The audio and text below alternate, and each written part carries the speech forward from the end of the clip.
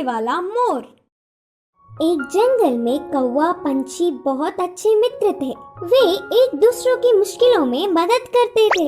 एक दिन कौवा पंछी के रहने वाले जगह पर बचाओ बचाओ मित्र बचाओ बोलते हुए कांपता एक मोर उनके पास भागते हुए आया।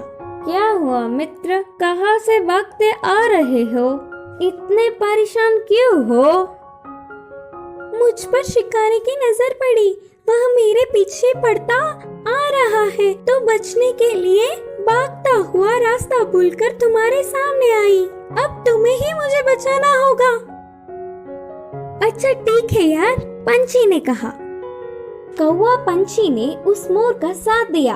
फिर से वापस जाने के लिए रास्ता भूलने के कारण कौवा पंछी के साथ वहीं रहते हुए मोर अच्छी मित्र बन गई। उनकी मित्रता कुछ दिन अच्छा था।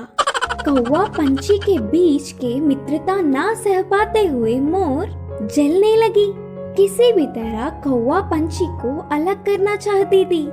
एक दिन कौवा भोजन के लिए बाहर जाने के समय पर मोर ने पंछी से कहा, मित्र तुम कौवे से इतना ज्यादा मित्रता बढ़ाकर बहुत ही नजदीक रह रहे हो।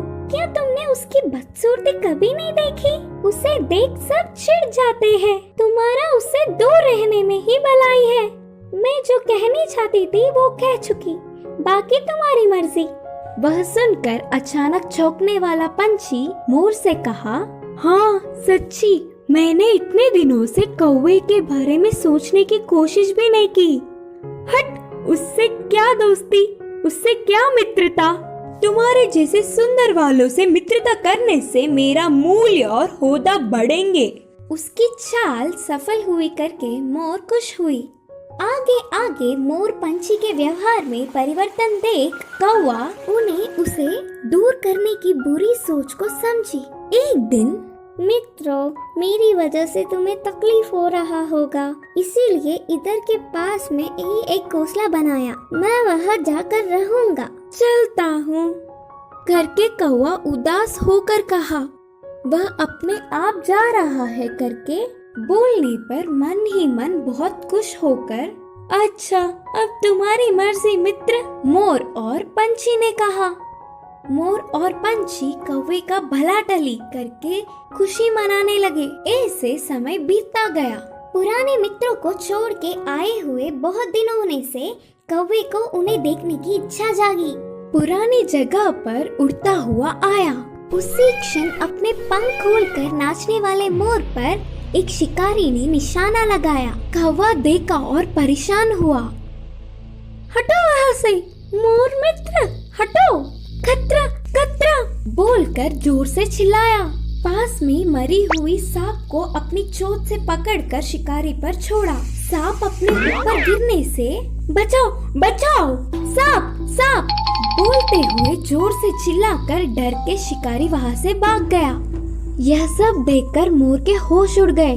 भागते हुए आकर कौवे की चरणों पर गिरी और रोते हुए कहा, माफ कर दो मित्र, सुंदरता के घमंड में मैं मेरे मुश्किल समय में मदद करने वाले तुम्हें धोखा दिया, लेकिन तुमने मेरे प्राण बचाए। तुम्हारा कर्ज कैसे भुगतान करूं?